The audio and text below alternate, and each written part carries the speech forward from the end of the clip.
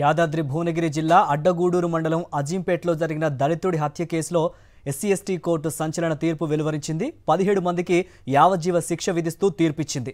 2017 September 30న అజీంపేటలో జరిగిన దసరా ఉత్సవాల్లో బట్ట లింగయ్య అనే దళితుడు హత్యకు గురయ్యాడు.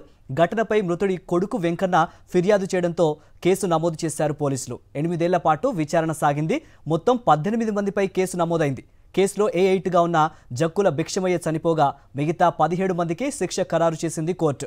యావజ్జీవ శిక్షతో పాటు 6,000 రూపాయల చొప్పున జరిమానా విధిస్తూ తీర్పు వెలువరించింది.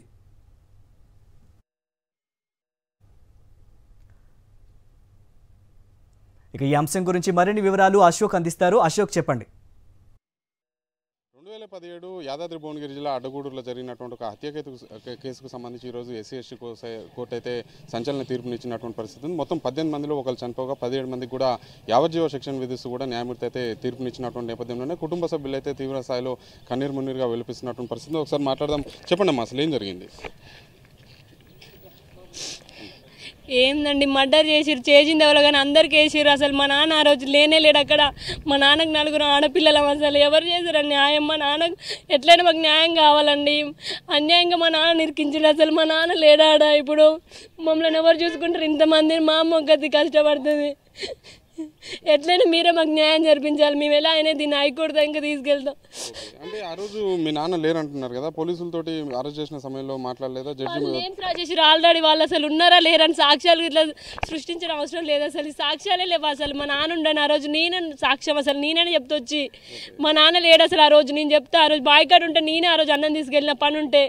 అంటే అక్రమంగా కేసులో ఇరికించారని చెప్పేసి జడ్జి ముందు చెప్పలేదా అండి మీరు? అసలు వాదించే అవకాశం ఇవ్వలే ఫస్ట్ మా వాళ్ళకి. వాళ్ళు మీరు చెప్పండి. అంటే ఇందులో మీకు సంబంధించిన వ్యక్తులు ఉన్నారా? సార్ మా 5 సంవత్సరాల కింద మా బావని చంపారు సార్ వీళ్ళు, ఎస్సీ వాళ్ళు. ఇప్పుడు పెట్టిన వాళ్ళే మా అల్లుడిని వాళ్ళ ముసలి చచ్చిపోయే టైంకి వచ్చింది సార్. చచ్చిపోయే టైంకి వస్తే వాడు చచ్చిపోవు. 2-3 ఏళ్ళలో చచ్చిపోవు. వాడిని దసరా కాడికి పోతే వాళ్ళు నూకేస్తే వాడు చచ్చిపోతే మా వాళ్ళ పేరు మీద అది చేశారు సార్. అంటే ఎవరు ఈ కేసులో ఏం పేరు? మాది చిత్తలూరు సార్. మాది మా బావ ఆజింపేట అంజయ్య సార్. అంటే మీరు చెప్పలేదా మరి ఆ కేసులో లేరు మా వాళ్ళని? మా బావని ఫస్ట్ చంపిరు వాళ్ళు. చంపితే మా వాళ్ళు లేరు. మా బావ చనిపోయిండు. మేము అవ్వుకున్నాం సార్.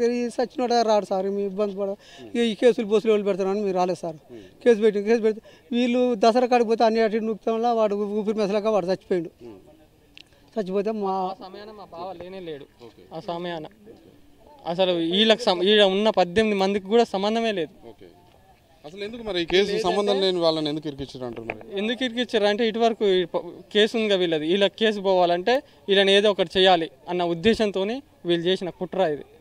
కానీ ఒక ఈడ చేసే న్యాయం అనేది కూడా కళ్ళకు కనపడట్లేదు. కొంచెం న్యాయం అనేది వీళ్ళు ఏం చేసారు, వాళ్ళ కథ ఏందనేది అర్థం కాకుండా ఉత్తనే జైలుకు శిక్ష చేయడం అనేది కరెక్ట్ కాదు. ఇది ఇప్పుడు హైకోర్టుకు అప్పీల్ చేస్తారా? ఖచ్చితంగా చేస్తాం. మేము ఖచ్చితంగా న్యాయం వచ్చే వరకు సాధిస్తాం.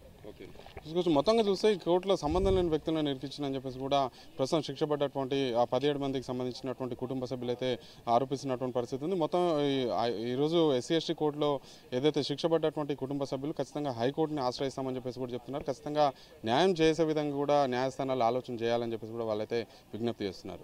నేను శ్రీనివాసరావు, పాషం అశోక్ రెడ్డి, సాక్షి టీవీ, నల్గొండ.